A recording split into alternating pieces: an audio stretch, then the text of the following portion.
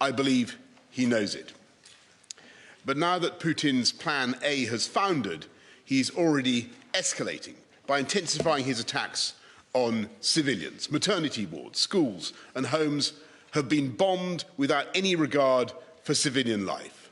Families are being starved out in freezing basement shelters and targeted as they flee. The United Kingdom and our allies in NATO and the G7 here today are clear. We will not stand by while Putin vents his fury on Ukraine. I've rarely seen our nations more united in recent years than we are now. Putin's failure in Ukraine is vital for the peace and prosperity of all of us, and his barbaric invasion has galvanized the international community into collective action. We will work with like-minded allies to ramp up lethal aid to Ukraine at scale, providing kit to President Zelensky in the quantity and with the quality that he needs to defend his country from its bullying neighbour. Today, I've announced that we in the UK will send an additional 6,000 missiles and provide £25 million in unrestricted funding for Ukraine's armed forces, more than doubling the lethal aid we've provided to date. We're bolstering our support for the NATO countries on the front line, sending a new deployment of UK troops to Bulgaria on top of doubling our troops both in Poland and in Estonia. This is just the beginning. We must support a free and democratic Ukraine in the long term. This is a fellow European democracy fighting a war of national defence. NATO and G7 leaders were also united today in our determination to continue turning the screws on the Kremlin's war machine, including by weaning ourselves off Russian oil and gas and reshaping global energy security. The UK has already hit over 1,000 Russian individuals and entities in our toughest ever sanctions, and the Foreign Secretary has announced 65 new sanctions against Russian banks, weapons manufacturers and oligarchs just this morning. I also discussed the humanitarian response with our allies and partners today as we continue to see huge numbers of Ukrainians flee their homes. And the message that President Putin can take from today's extraordinary meeting of NATO and the G7 is this: Ukraine is not alone. We stand with the people of Kiev, of Mariupol, of Lviv and Donetsk. And as President Zelensky has said himself, the people of Ukraine will prevail, and Putin must fail, and he will fail. Thank you all very much, and I'm going to take a few questions from as many of you as I can, though we have to rush for a plane. Let's go to Nick Beak of the BBC. Nick. Prime Minister, thanks very much. You say that you're sending to Ukraine. Thank you, Prime Minister. You say that you're sending the quality and quantity of weapons that Ukraine deserves and needs, but it was clear from what President Zelensky was saying to you and other world leaders that he would like more. So first of all, are you comfortable with the level of weapons you're sending collectively? And secondly, how uncomfortable does it make you feel that by rolling out a no-fly zone, by ruling out NATO troops on the ground in Ukraine, and by refusing to give any sort of indication of red lines, that really the only end to this is when President Putin decides he's had enough? Thanks very much, Nick. And you're right to put your finger on the agony that everybody feels in this group, all Western countries, the whole of NATO, the G7, about our inability to do more to help given the constraints we face. And I think it's fair to say that there isn't a Western democracy that's currently contemplating putting boots on the ground in Ukraine. And we've got to be clear about that. Nor is there a country that is willing to enforce a no-fly zone in the way that we would so like to, but unfortunately it does mean air-to-ground attacks on Russian air defences, and it does mean taking down Russian fast jets and asking the RAF to do that. That's not something that any country here is contemplating. What we are doing is steadily ratcheting up the movement of lethal but defensive weaponry to Ukraine, and that is growing in volume the whole time. And what the Americans are doing and what they have done is really quite extraordinary already, and the UK is proud of what we've contributed. I'll go to Sam Coates of Sky. Thank you, Prime Minister. Sam Coates of Sky News. President Zelensky, interestingly, didn't repeat his call for a no-fly zone when he addressed NATO leaders. Instead, he was very, very specific. He wants tanks and jets. Are NATO members, is the United Kingdom going to give him tanks and jets? And if not, why not? Thanks, Sam. He did indeed call for tanks, and there's a particular reason for that. What President Zelensky wants is to try to relieve Mariupol and to help the thousands of Ukrainian fighters in the city. To that end, he does need armour as he sees it. We're looking at what we can do to help, but I've got to tell you, logistically at the moment, it looks very difficult, but both with armour and with jets. We're very conscious of what he's asking for. At the moment, we're looking at the equipment that we think is more immediately valuable is missiles that will enable the Ukrainians to protect themselves against bombardment from the air, but also to deal with the Grad rocket launchers, the Russian heavy artillery. That is doing such death and dealing such death and destruction in the cities. And there, I think, if we can really help them, that would be extremely valuable, because they need protection from that absolutely merciless onslaught from artillery and from the rocket launchers. James Mates, ITV. Prime Minister, you've also spoken about weaning Europe off Russian oil and gas. There'll be a discussion tonight that you won't be part of at the European Council. Is Europe doing enough? Are the Germans doing enough? What will Britain do to help other countries who rely more on Russian oil and gas to wean themselves off it? Thanks, James. Look, and I just want to say that this is easier for some countries than it is for others, and everybody can see that. And clearly, the dependency in Germany and in Italy is very strong, and there are many other European countries that depend on Russian gas. But what they're all doing is moving to extricate themselves from that position and to avoid being blackmailed by Vladimir Putin. And I think that what Olaf Scholz has done, the steps that they're taking, I think it's heroic. And I applaud what Germany is doing. They've set themselves deadlines to move away from oil and gas. I don't think it'll be easy. And the Italians are doing the same. I don't think it'll be easy for them. But it's the right thing to do in the long term, in the medium term. And we will help. Of course, and one of the ways that I think we should all work together is in the sharing and the development of alternative provision, not least wind power. I mean, the Baltic countries, for instance, are heavily dependent on gas, but they have a fantastic future as generators of clean renewable energy. We want to help that. We have a lot of experience of it. Jason Gretz, Daily Mail. Thanks, Prime Minister. The Kremlin has named you today as their public enemy #1, saying you're leading the kind of anti-Russian resistance internationally. I wondered why you thought that had happened, whether you thought we were going to get any blowback back home from that, and how you feel about it. And you just mentioned wind farms. Is the price of all this going to be sort of going back to having more onshore wind farms back home?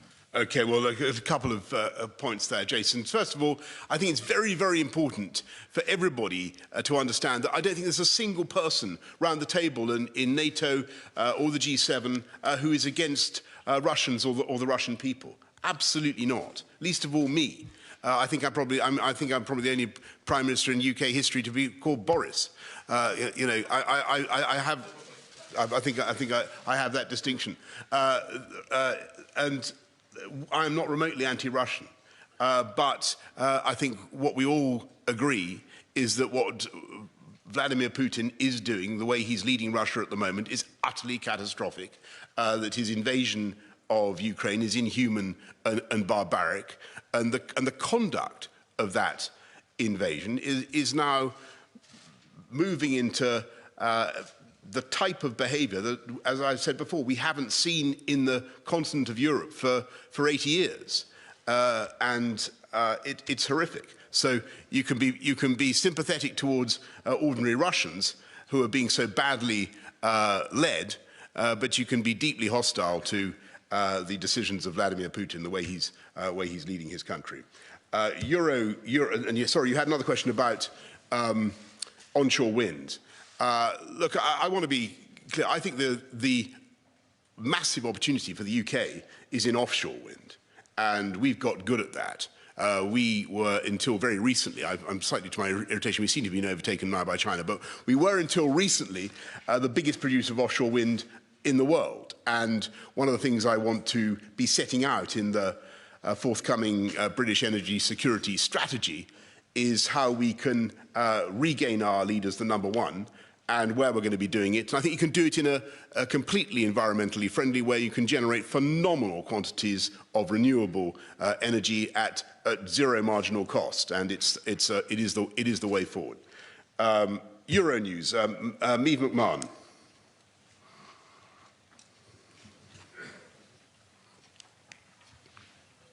No Euronews. Forgive me. I'm going to go to Natasha Clark from The Sun. Natasha. Jens Stoltenberg said earlier today that there will be severe consequences if Russia does go ahead and use chemical weapons in Ukraine. What does that mean? Does it mean boots on the ground, or is that something that we're completely ruling out already? And you said earlier that you'd like to see Ukraine handed the hosting of the next World Cup. Would you like to see them automatically qualify for this year's World Cup? Right, okay, Natasha. So first of all, on chemical, biological, tactical nuclear weapons, all of these are viewed with utter horror by people around the table today. I just heard from my friend Fumio Kishida, who represents the only country in the G7 actually to have experienced nuclear weapons on his, or has seen his country attacked by nuclear weapons. There is a visceral horror of the use of these weapons of mass destruction.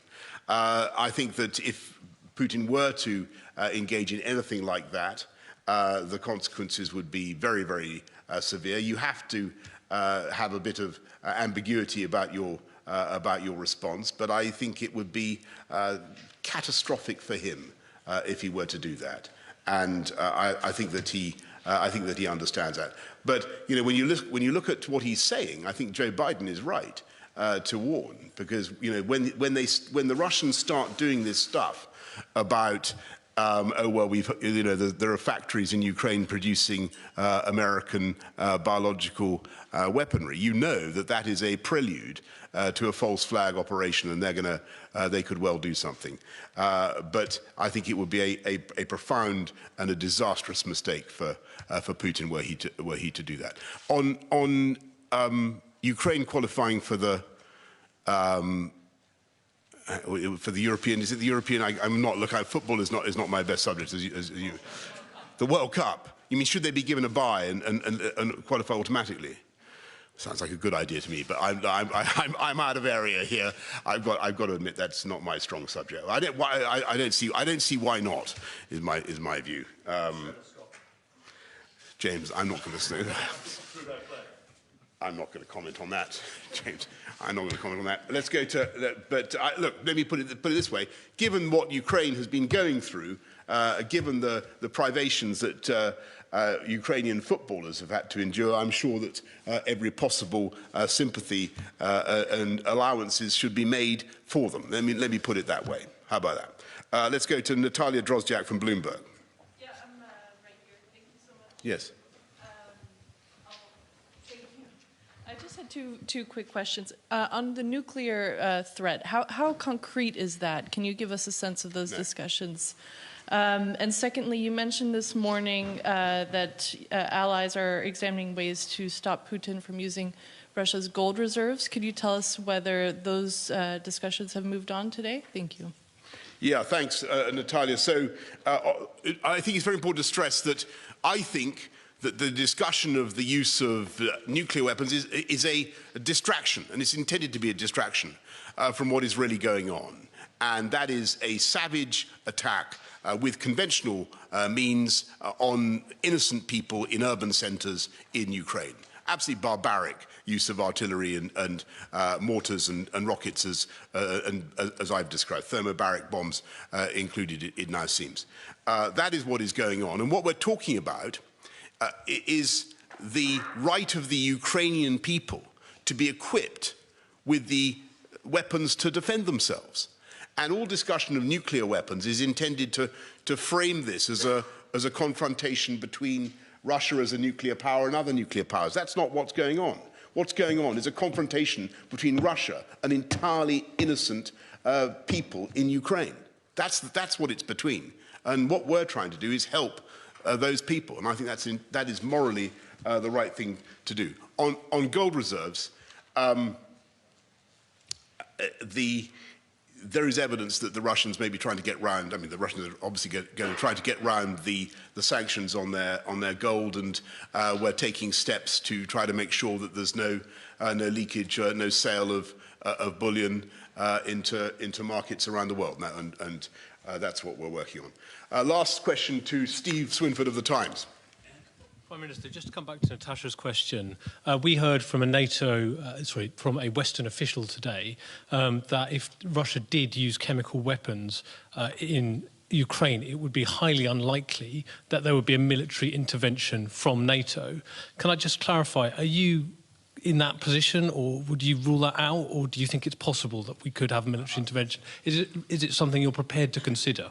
I just want to repeat the answer I gave to Natasha, which is I think that any such action would be not only morally repugnant, indefensible, but disastrous for Putin as well. And I think, well, I'm afraid I'm going to have to leave it there and rush for the plane. I'm under strict instructions. Thank you all very much. Thank you. Thank you.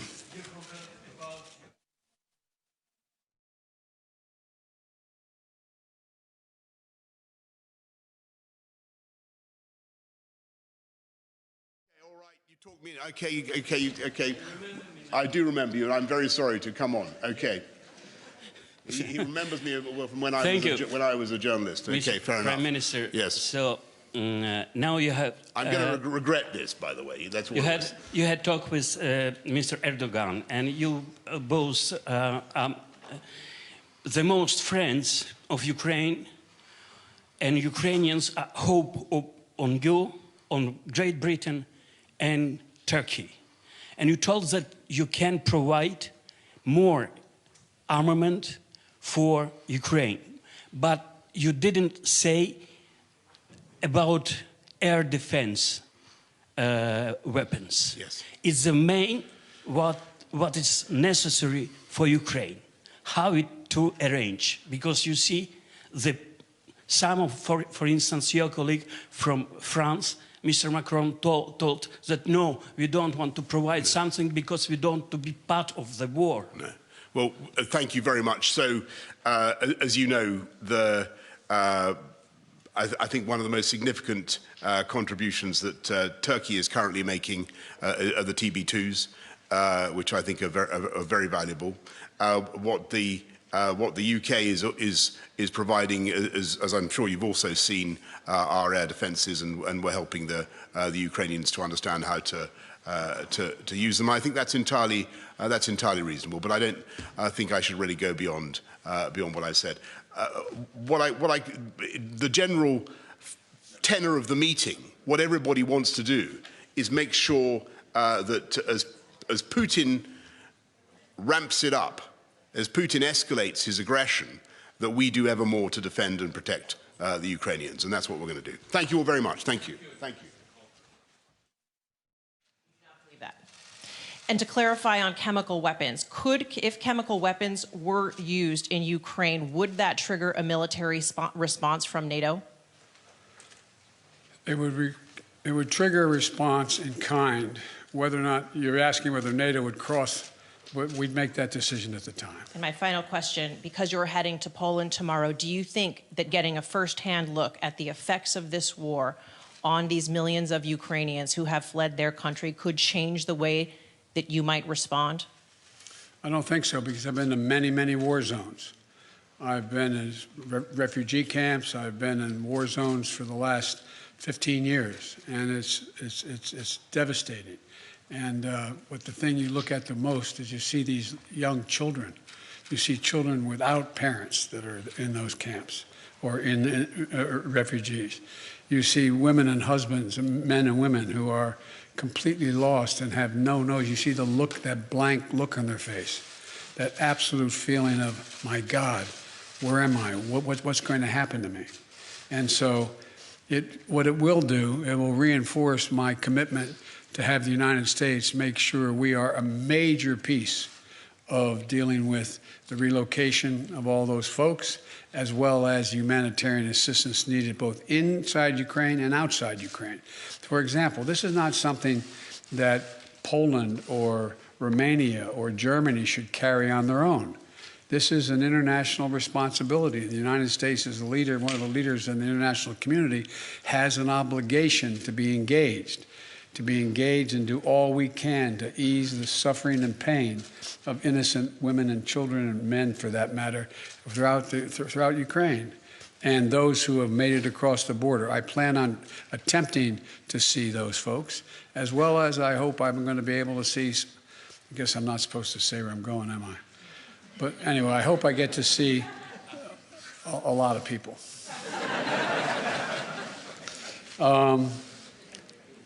Marcus, Der Spiegel.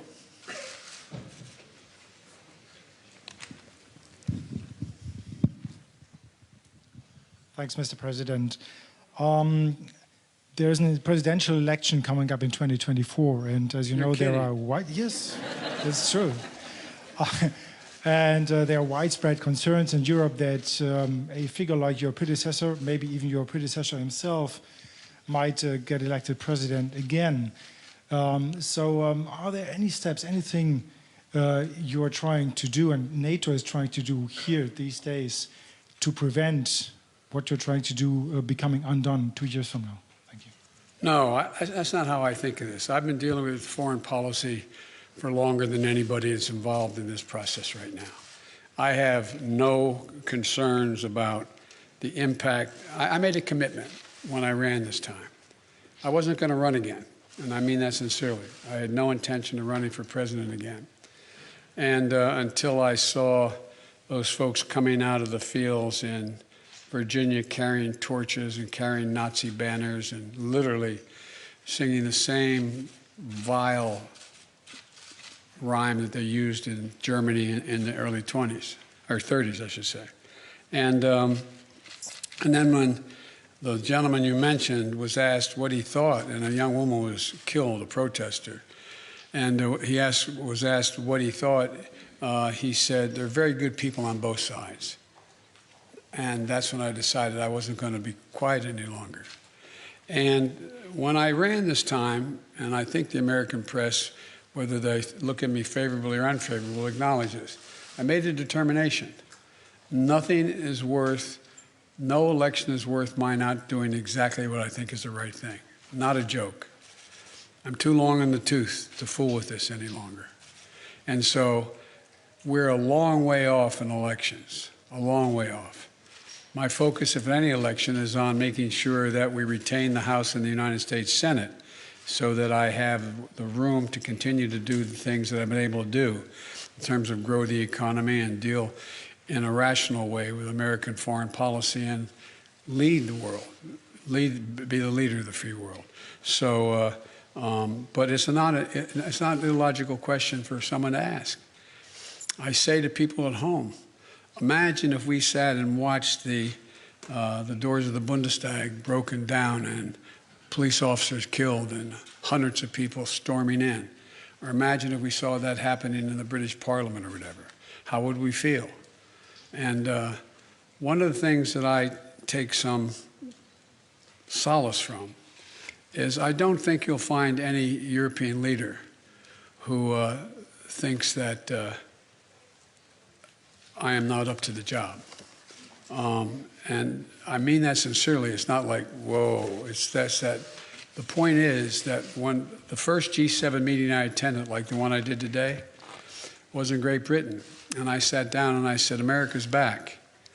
And one of my counterparts, colleagues, the head of state, said, for how long?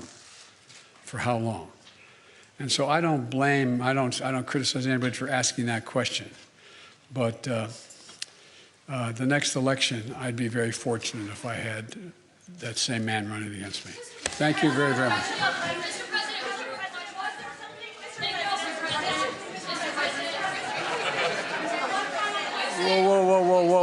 Whoa. No. Yeah, one final question, right. Hey, look, wait, hold on a second, please. I was supposed to be an hour ago at the European Union meeting and to speak. No, I'm thanking you.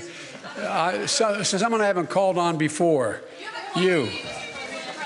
Who are you? I'm Christina Rafidi from CBS. Thank you, sir. Okay. Sir, deterrence didn't work.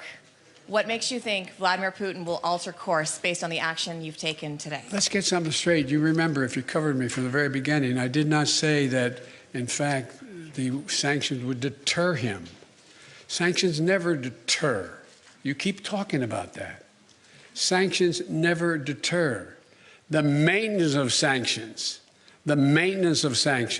the increasing the pain, and the demonstration why I asked for this NATO meeting today is to be sure that after a month we will sustain what we're doing, not just next month, the following month, but for the remainder of this entire year. That's what will stop him. You believe the actions today will have an impact on making Russia change course in Ukraine? That's not what I said. You're playing a game with me. I know. The answer is no. I think what happens is we have to demonstrate the purpose. The single most important thing is for us to stay unified. And the world continue to focus on what a brute this guy is. And all the innocent people's lives are being lost and ruined and what's going on.